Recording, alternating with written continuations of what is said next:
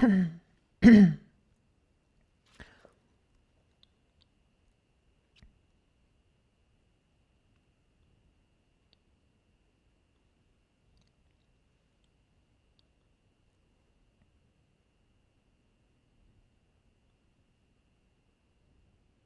friends, welcome to Mindful Monday.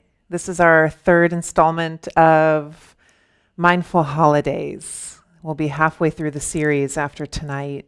So let's begin, as usual, with just a minute or two of silent meditation. Take your seat, establish a dignified yet easeful posture, and close your eyes when you're ready. And for tonight, let's just open to sound in our environment, noticing what you hear, and also noticing what you hear further out. If you can tell if there's sound outside or outside the room that you're in. We'll just do a minute or two to arrive.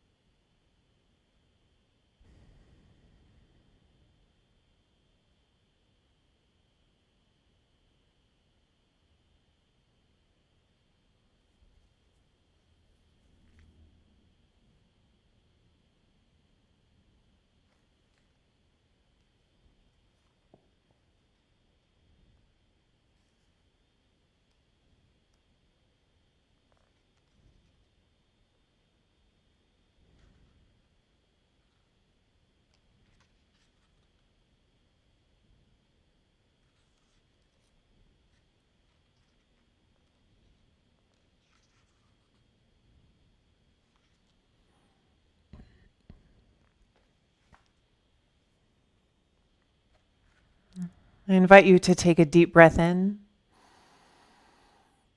and a long breath out, really just letting go of your day, letting go of the busyness. And if you haven't yet, please open your eyes.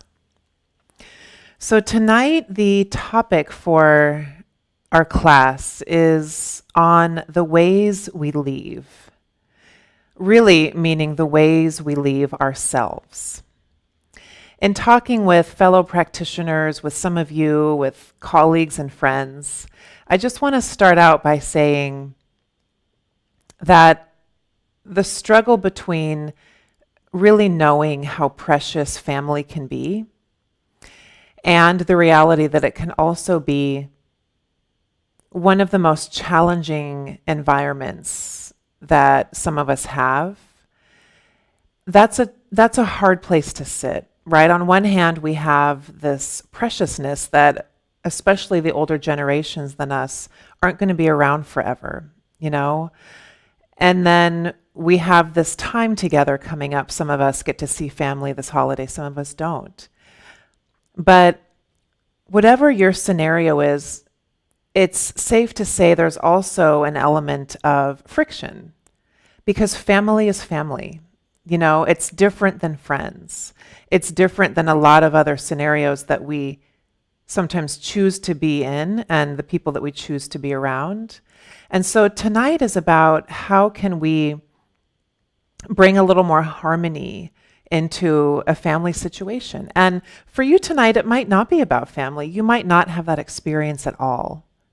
And so maybe for you, there's something in a job or in a friendship.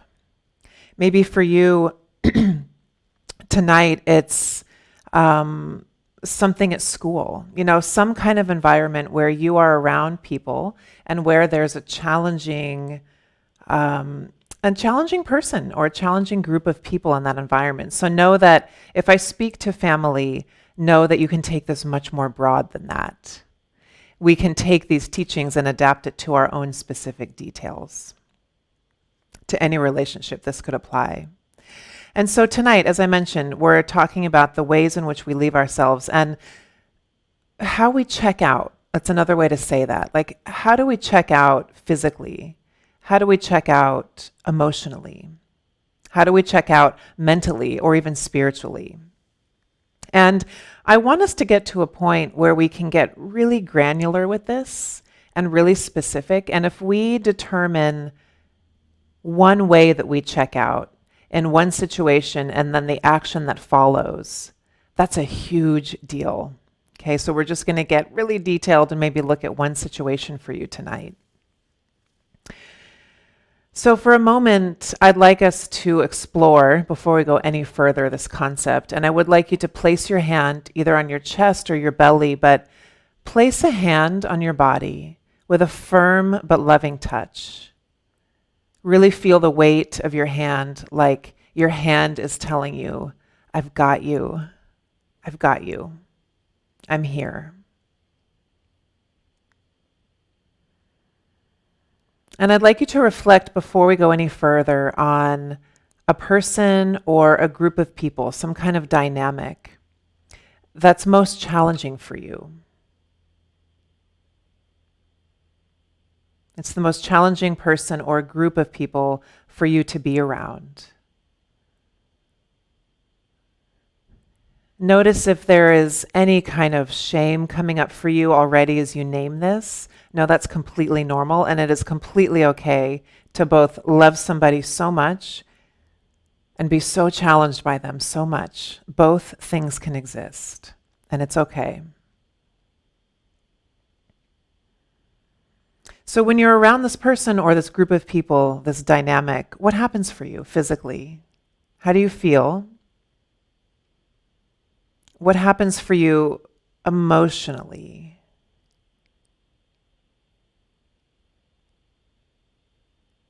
What happens for you mentally?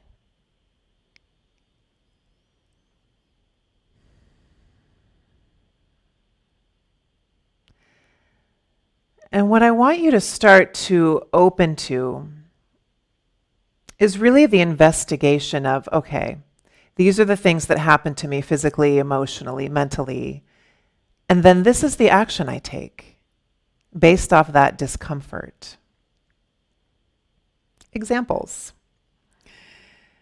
You've probably seen me when I was talking about this class, write this somewhere, either on social media or in the email, but examples are, I'm around this dynamic and I drink way more alcohol than I normally would. And not because I'm having a really good time. In fact, I just drink because it's there and I'm uncomfortable and things are weird, and so that's what I do. Or I'm around this dynamic and there's food that I'm not used to eating, and while I fully support indulging at the holidays, maybe there's an overeating happening where you kind of want to stop eating, but you just don't. And you kind of know it's turning into a eating for numbness kind of thing. Or maybe for you, it's getting on your phone and pretending that you have work to do, errands to go do, social media to scroll on, right? We're just investigating here.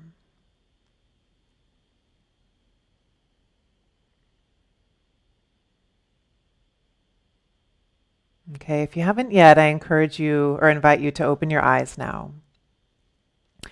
Part of this practice of investigating these things about ourselves, the reason mindfulness and meditation can help is that it helps us get a little more comfortable being uncomfortable. Yoga does this too, sort of. If you practice yoga at home, I think it does more than practicing in a studio, because at home, you know, there's all the distractions, there's all the imperfections about the environment, and you're learning to still stay in your practice when things are uncomfortable in the environment.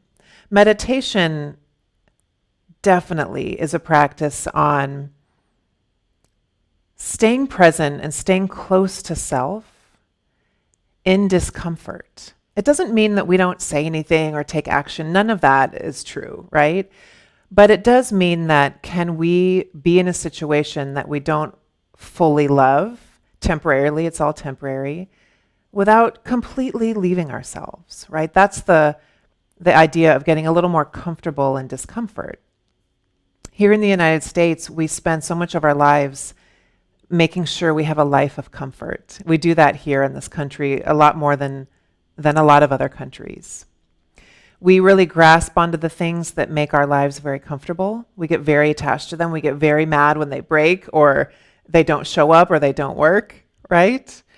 And we resist the things that make us very uncomfortable, so that when those things are present, we're truly suffering because something is there that's making us uncomfortable. And so what meditation teaches us is how to live more in this middle way. We don't have to live like ascetics or monks, That's not what I mean. But it's like, how can I stay a little more equanimous, right in the center, when things aren't perfect, right? It's a practice for all of us, myself included. Oh my gosh, myself included. So through meditation, as a natural byproduct, we're strengthening this muscle of being uncomfortable. We're strengthening this muscle that is weakened in our modern world of being okay, not being okay all of the time. You can think about it almost as building fortitude, right? We're building courage when things aren't perfect or aren't right. But first, in order to build this and in order to work with this topic, we have to know what our tendencies are. We have to know what our own individual habits are. This would be a really interesting thing if we were together in person. I would love to hear what you came up with, and you can email me this tonight or text me if you want. But it would be interesting to hear in a group and hear other people's triggers and what the action is that they take based off that, because I bet you there's like 2 or 3 main ones that everybody does. You know what I mean? With their own details to the story. And so in yoga, this is called self-study. The word is svadhyaya in Sanskrit. And it just means the light of awareness on each of us and how we tick. So that then the chemistry lab can begin. We can call it the chemistry lab. We can start to use the tools we have to perhaps come to a different outcome next time, right? We're just testing stuff out, seeing what works for us. You may have heard me in a previous mindfulness lesson talk about the trance. We talk about the trance a lot in this practice. And the trance could be the comparing mind that could happen in a certain dynamic. It could be the worrying mind. A really big one is the trance of unworthiness. Like somehow we think we don't deserve a seat at the table in certain dynamics. Somehow we're feeling less than seen, less than heard. And that's a real thing that can happen. When that happens, if you're in this trance of unworthiness in some dynamic with a person or a group, it's a little obvious to put your hand on your heart, but you could rest your hand on your belly. No one would know what you're doing. And simply silently say to yourself, I belong. I belong. Because even if something is weird, you belong simply because you exist. That is more than enough. And even if you're not sure if you really even belong in that dynamic, I get it. I really get it. You still belong on this planet. You still belong with breath. You still belong to yourself, to your body. You still belong to the people who love you. And so saying to yourself, I belong, can really ground that trance of unworthiness. And by trance, we mean the things that take us away from ourselves, the things that really pull us into some other virtual reality, right, other than the one that we're in. And sometimes with this stuff, it's power dynamics that are at play. And by design, of course, like generationally, there could be 3 generations, 4 generations. Power dynamics are old, deeply rooted, I like to think of it when I'm in that situation of a possible power dynamic that probably nothing's going to change. If we're really honest about that kind of situation in a family or in a group, it's not going to change. It's really not. I mean, it might change a little bit, but like for the most part, you know what I mean. And so the inquiry becomes, okay, this isn't going to change. How can I take better care of myself? How can I take better care of myself so that I don't get energetically depleted in this power dynamic, so that I don't get energetically depleted by traveling to this trance of unworthiness, this trance of comparing, this trance of worrying. Those are all energy zappers. And then what happens when your energy is depleted?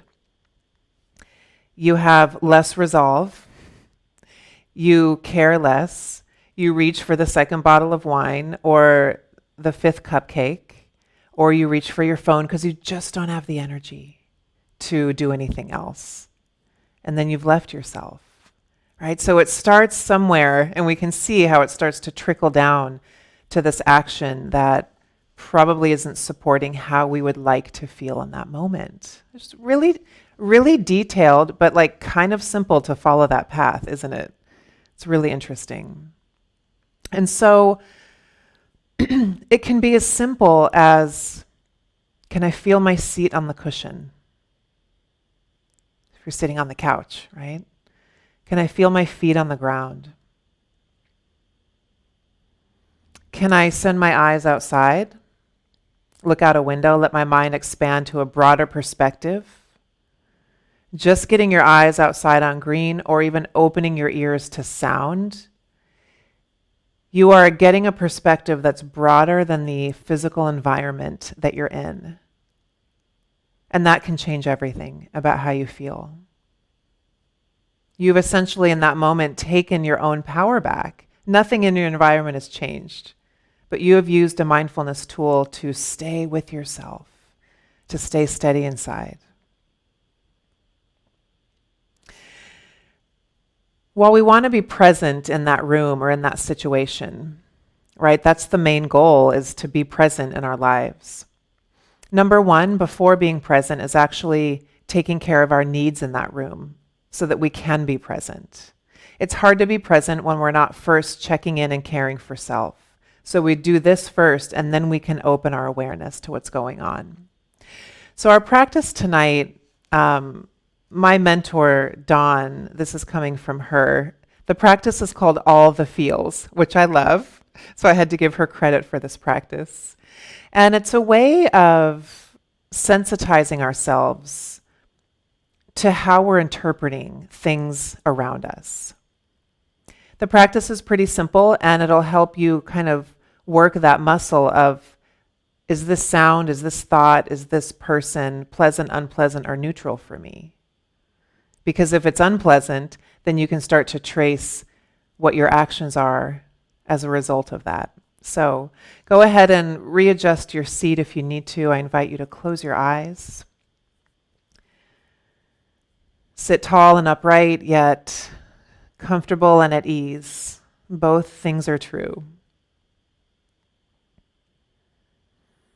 And as you close down your eyes now, take a few deeper breaths. Just kind of clearing away everything I just said and letting go of those words.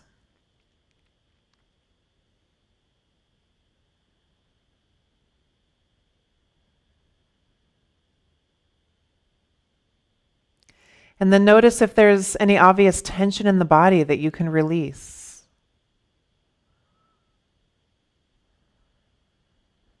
Even release the eyes, the face. Soften any holding around the mouth, the shoulders.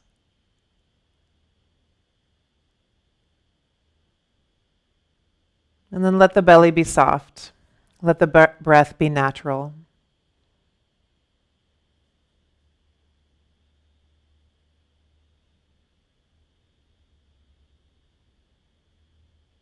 And let the heart be soft as well to receive whatever arises with kindness and compassion.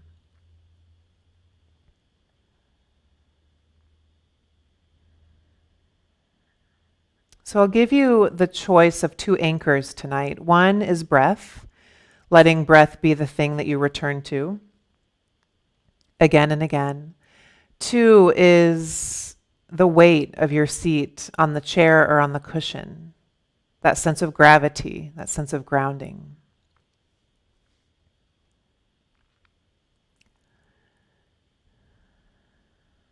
And so as we sit, place your attention in your chosen anchor. And that just means you keep directing your mind either toward breath or toward your seat on the cushion.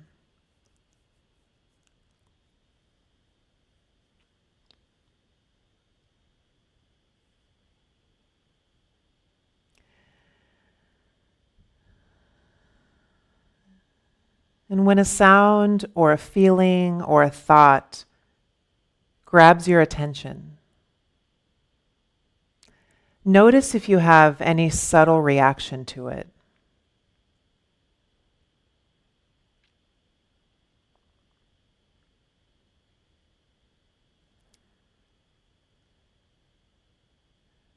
Do you like this sound, this feeling, or this thought? Do you dislike it? Or are you relatively neutral about it?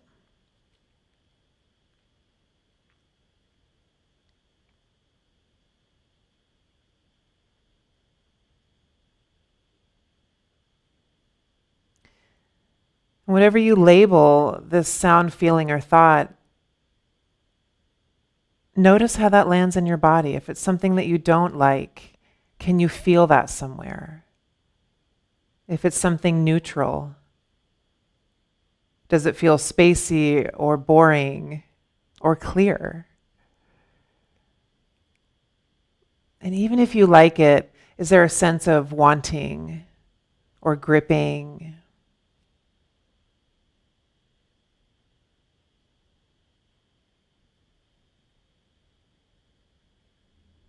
And then when the distraction begins to soften, return your attention to your breath or your seat on the cushion.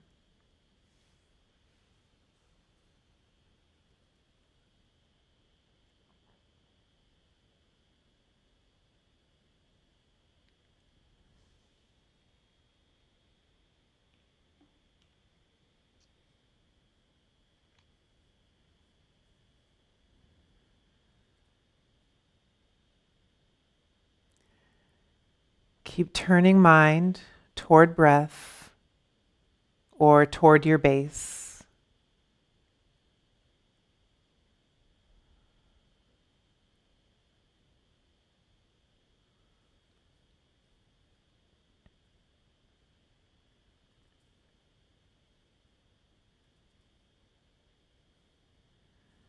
And the next time a distraction takes you away from your anchor, tune into your relationship to it.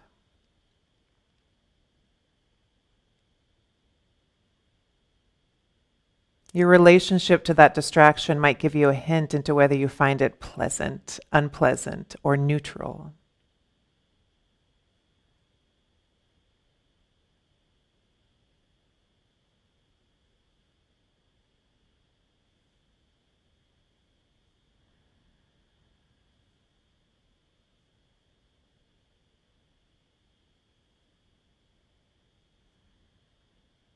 And you might begin to notice over time that whether this distraction, this thought, this feeling, whether it was pleasant, unpleasant, or neutral for you, stems from a conditioned response, an uncontrolled response,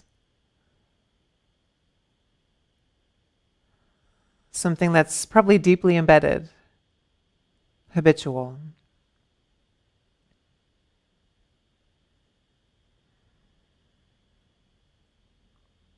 We're just acknowledging that for now.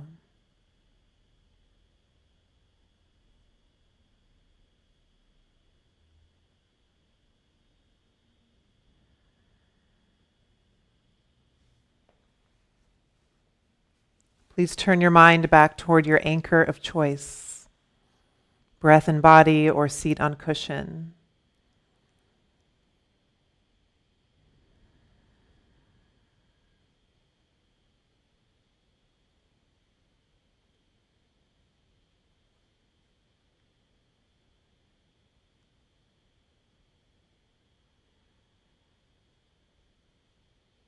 When the next feeling or thought arises,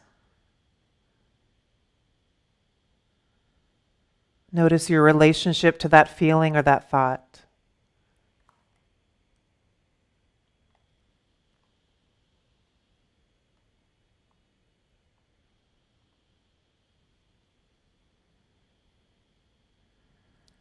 Does that relationship give you a hint whether you're labeling this pleasant, unpleasant, or neutral? And just see how it shows up in your body. Is there a felt sense?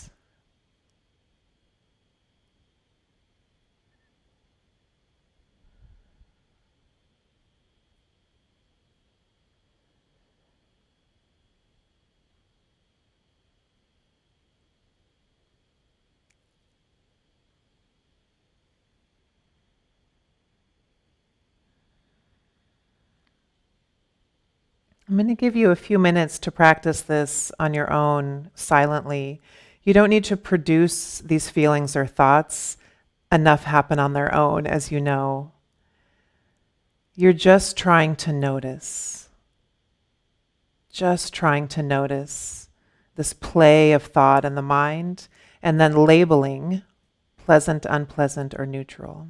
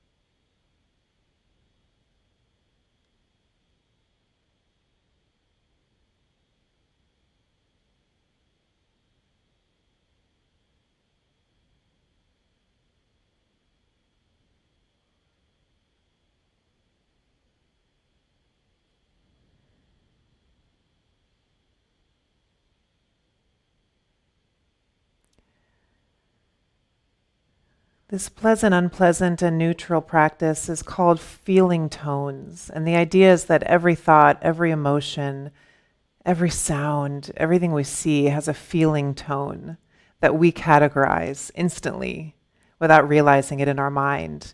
And we take action based off how we categorize something. And so as this meditation comes to an end, this upcoming week, commit to seeing how pleasant, unpleasant, and neutral experiences show up in your daily life, and how the tone that you've decided they have impacts action that you take, impacts choices that you make. This is really quite an exploration of how the world affects us and how we in turn show up to the world. It's such a dance and such a relationship. So take a few deep breaths and open your eyes as you look around the room and just kind of orient yourself back to where you are. I'm so glad that you made it to your cushion or your chair, whether you're here tonight or you're watching sometime later. Bring your hands to prayer. This work is such good medicine. And I want you to always remember that it's little bites over time. It's a lifelong journey of a little bit each week, little steps to growth. Have a great evening. Much love to you.